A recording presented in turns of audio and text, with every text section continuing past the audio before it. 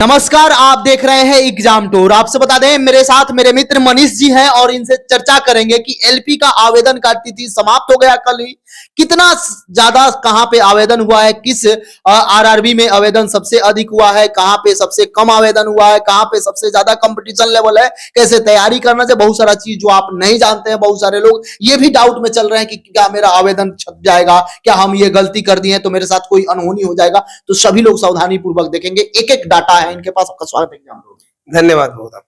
यदि देखा जाए अभ्यर्थी तो सीट बहुत कम था, अभ्यर्थी पहले से ही परेशान थे, लेकिन आवेदन का देखा जाए तो इसको लेकर भी अभ्यर्थी परेशान है। कुल आवेदन कितना हुआ है, टोटल आवेदन ओवरऑल देखें तो लगभग टोटल जो हुआ है 20 लाख के करीब में, अप्रोक्स 20 लाख के करीब में आपका टोटल सब जोन 2100 आरआरबी मिला के आपका 20 लाख मात्र। हाँ 20 लाख ही इस बार हुआ है, यानी बिहार एसएससी पे कम।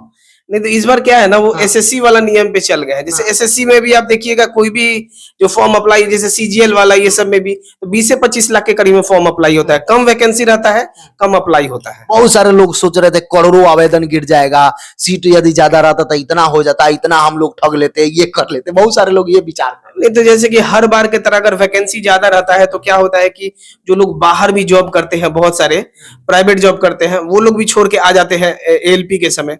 और अभी ऐसा नहीं है, अभी आपका मात्र 5600 के करीब में वैकेंसी है। तो अभी बस वही बच्चे इसमें जागरूक है, जो बच्चे सीरियस है, जो पहले से तैयारी कर रहे हैं, जिनको मतलब है कि नहीं हमको अभी भी सरकारी नौकरी ही लेना है, इनको कॉन्फिडेंस है थोड़ा सा कि हम मेहनत कर देंगे तो हमारा लग जाएगा। तो इसी के लिए जो है केवल इतना ही आपका अप्लाई। देखा जाए तो सबसे कम आवेदन किस जोन में हुआ है? सबसे कम आवेदन के तौर पे अगर देखा जाए तो कुछ जैसे कि जोन है, मालदा जोन है आपका, देखिएगा कितना हुआ है? देखिए कम अभी भी और कंपटीशन कम अभी भी नहीं है, कोई भी बोर्ड क्यों ना हो, क्योंकि 5600 के करीब में आपका वैकेंसी है और 20 लाख अभी भी फॉर्म अप्लाई हुआ है। तो कंपटीशन अभी भी अधिक है, क्योंकि कम क्या होता है, जब बच्चा को फायदा कब मिलता है, जब वैकेंसी अधिक हो, एक सीट पर 1 2 4 जैसे टीचर वाला में होता है, तब जाके उस समय फायदा मिलता है। तो कंपटीशन तो अभी भी है, लेकिन इसमें अगर सबसे कम देखा जाए आपका, तो हमारे पास ये पूरा 2100 आरआरबी का डाटा है। लगभग हर एक डाटा आपको जो है हम पहले भी बताते थे। मालदा में आपका जो है करीब करीब आपका यहाँ पे 55,000, मतलब 55 से 56,000 के करीब में मालदा में आपका जो है यहाँ पे अप्लाई हुआ है। मालदा में, मालदा के बाद अगर सबसे कम अप्लाई के तौर पे देखा जाए, फिर सिलीगुड़ी में चले जाते हैं। सिलीगुड़ी में आपका जो है अप्लाई हुआ है करीब करीब 20,000 से लेके 21,000 के करीब में आपका सिलीगुड़ी में अप्लाई हुआ है। तिरुवनंतपुरम में आपका अप्लाई हुआ है 17,000 से लेके 17,500 के करीब में आपका तिरुवनंतपुरम में आपका जो है अप्लाई हुआ है। और इस हिसाब से अगर सबसे अधिक के तौर पे अगर देखा जाए इसमें, तो आपका इस बार वैकेंसी भी ज्यादा है इस सब जोन में और आपका कंपटीशन भी ज्यादा है। मतलब जहां वैकेंसी ज्यादा है वहां ज्यादा अप्लाई हुआ है। हाँ, जैसे कि देखिए बिलासपुर में आपका जो है वैकेंसी भी बहुत अधिक है। बिलासपुर में करीब करीब 1000 से अधिक वैकेंसी है, 1100-1200 के करीब में बिलासपुर में है। और बिलासपुर में जहां तक हमारे पास डाटा है 4,31,000 के करीब में, मतलब 4,03,000 के करीब में आपका जो है बिलासपुर में भी आपका अप्लाई आपका हुआ है। फिर बेंगलोर हो गया, बेंगलोर में 1,62,000 के करीब में बेंगलोर में, इसमें बेंगलोर में भी वैकेंसी है 473 के करीब में टोटल वैकेंसी है आपका। वैसे ही अगर देखा जाए मुंबई में भी देखा जाए तो 1,80,000 के करीब में मुंबई में भी आपका अप्लाई हुआ है।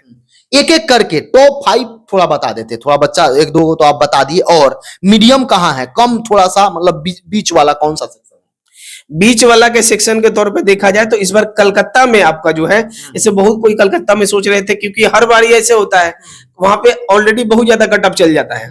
तो पटना में कितना है? पटना में आपका हुआ है 25 से 26,000 के करीब में पटना में, 38 सीट, लेकिन 38 सीट है और 25 से 26,000। मुजफ्फरपुर में कितना है? मुजफ्फरपुर में जो हमारे पास डाटा है यहाँ से 13 से 14,000 के करीब में मुजफ्फरपुर में भी है और सीट 38 है। इलाहाबाद में, इलाहाबाद में मतलब प्रयागराज के सामने अगर देखा जाए, देखिए प्रयागराज में पहले फॉर्म नहीं भरा रहा था, धीरे धीरे प्रयागराज में 1,12,000 के करीब 1,300 के करीब में प्रयागराज में भी 1 लाख पार हो गया है आपका, प्रयागराज में भी पार हो गया है लगभग। बहुत सारे लोग ये सोचते हैं कि इसमें एनसीएल हो, ओबीसी हो, एससी एसटी हो, तो इसमें जो आप राज्य का आवेदन करते हैं उसमें ब्लॉक लेवल तक चल जाता है। इसमें कहां तक, जिला लेवल या अनुमंडल लेवल भी डाले तो? इसमें आपका क्या है, अगर सेंट्रल लेवल का है और अगर आपका ब्लॉक लेवल का भी है लेकिन सेंट्रल का है, तो फिर कोई दिक्कत नहीं है, कोई दिक्कत क्योंकि आगे आपको जब जाइएगा डीवी में तो आपका वो मान्य करेगा, और आगे आपको डीवी के लिए अलग से आपको फिर से बना के लेके जाना पड़ेगा। तो वहां पे आप एसडीओ लेवल का बना लीजिएगा, उससे कोई भी दिक्कत नहीं है, ब्लॉक लेवल, लेकिन सेंट्रल का रहना चाहिए, भारत सरकार का।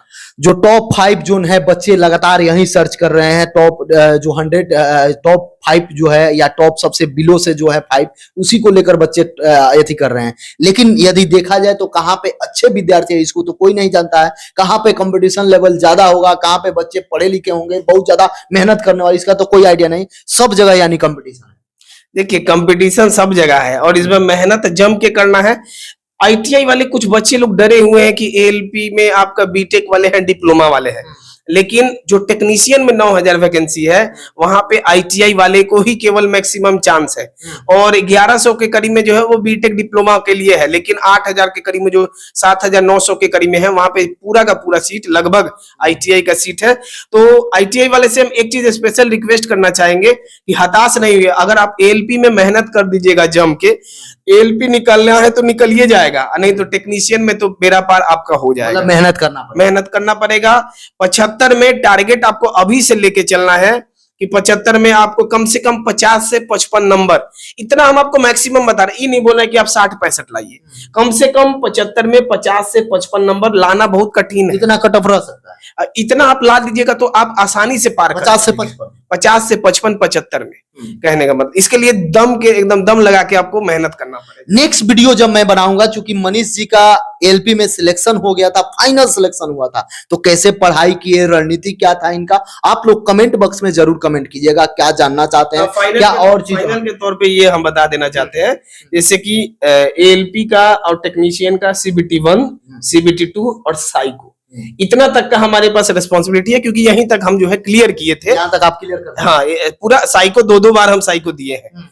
उसके बाद आपका CBT 1, CBT 2 कैसे, खैर पिछला बार आपका वैकेंसी भी बहुत अधिक था, तो उसका कंपटीशन लेवल अलग था, इस बार का आपका कंपटीशन लेवल अलग है, लेकिन सिलेबस आपका सेम है, और लगभग तो हर चीज, साइंस हो गया, बेसिक साइंस, इंजीनियरिंग, ड्राइंग हो गया, ये सब तो हम ही पढ़ाते हैं, तो लगभग इस बार भी बेड़ा पार हो जाएगा, लेकिन दम लगा के आपको मेहनत करना पड़ेगा।